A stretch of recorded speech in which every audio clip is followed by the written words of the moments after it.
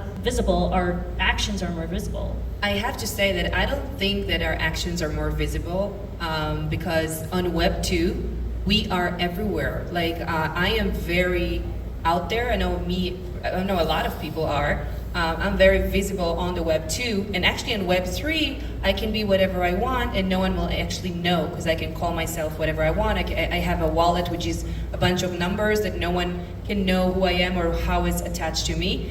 So it's really a matter of choice. I think that the world of PFPs, of having those profile pictures where people are apes and cats, are actually making that much less accessible to reach them and to understand who they are. A lot of times I'm on spaces and I see so many people that I want to get to know, and then I'm going to an event, I don't recognize anyone, and they're like, oh, you're the cat, oh, you're the ape, or you're the doodle. Okay, cool, so good to see you.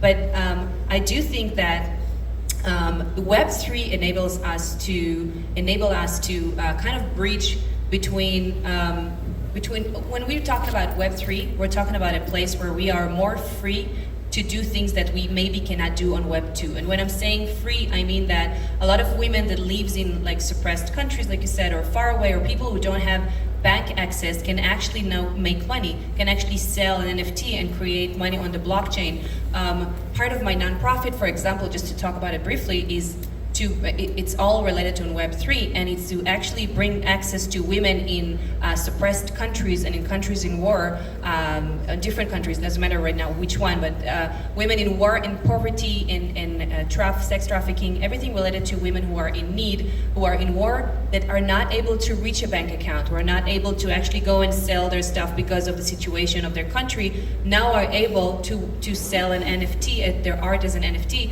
and make money online. So that opportunity was not exist on the Web 3, and you don't have to know who's that lady. She's selling a piece of art, but you don't know who she is because you don't have to. She's just putting her art out. So when on Web 2, you have me everywhere. You have me on LinkedIn, on Instagram, on my blog, on my, like a Google Tile, you cannot miss who I am. So are you saying they have this freedom now because they're doing this anonymously? So it's not necessarily that women under that identity are gaining the freedom to do these things. It's that there's an anonymous actor. So no, the question was, how can we protect ourselves from being so out there on the Web 3? But it's our choice if to be there or not to be there. It's our choice if to be exposed or not to be exposed on both Web 2 and Web 3. So I encourage everyone, every woman to put her voice out, because we're in times of a bear market, okay? We are before everyone actually came in. We're the founders, we're the foundation for what's gonna come next. When there's gonna be a mass adoption of people who are coming into the space. I wanted to add to that, that transparency on the blockchain could be good and could be bad. It really depends on what we decide to do with it and how we're going to initiate it.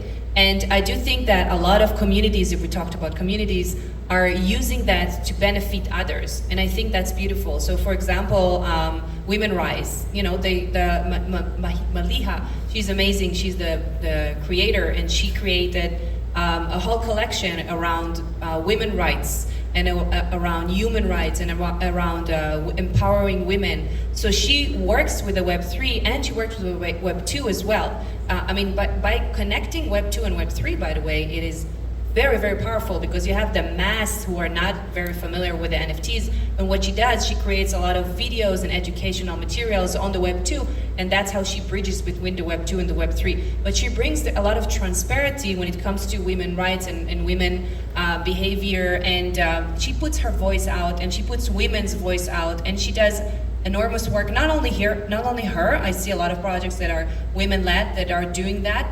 And I think that transparency is very, very important. So yes, maybe one day someone will look at my wallet and he will say, oh, this is what you have on your wallet? I don't know if you're gonna get the job. But you know what? I have other wallets, and I choose what I wanna show, and I choose what type of, I don't want everyone to know that I own a Bored Ape or I own a doodle, because that shows about, it's like looking in my bank account, okay? I don't want them to know how much do I have and what do I have. That's why I'm keeping a few wallets.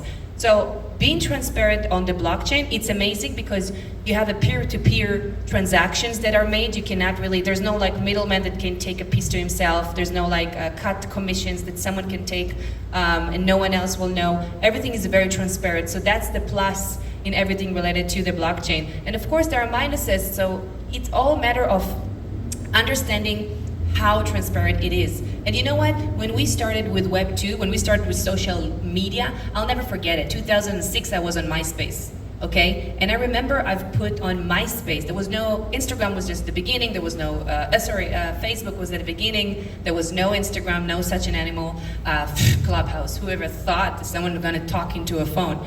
But, or Twitter Spaces, come on, dude. But there was MySpace, and MySpace, I was addicted. For me, it was amazing, and that's how I started my whole journey of learning digital marketing. My point is that, and I lost my point, but I'll pick up another point, that that the Web 2, the community creation, is enabling us to put whatever we want. That's what I wanted to say. It enabling us to put whatever we want. We didn't know that at the beginning. We put everything out there. People were asking me, why do you put picture of your own room on Facebook or on MySpace? I mean, it's your private life. People didn't understand what I was doing literally, and now everyone is putting obviously everything on the web. But it's all a matter of testing, you know, of experimenting. And now we're on the first, like we're the first ones to be on the Web 3, on the blockchain. We're the first ones to show the way to those who are coming in. So if we know that this is not safe, or it is safe, or you know, we need to teach that to the others. And I always say those who have communities, like, you know, followers and I think that's very important. And one more thing to add to your point. I know that we're in a bear market, like everyone says, and we all talk a lot about helping women and listen to their voice and bring them to the front. We need to do.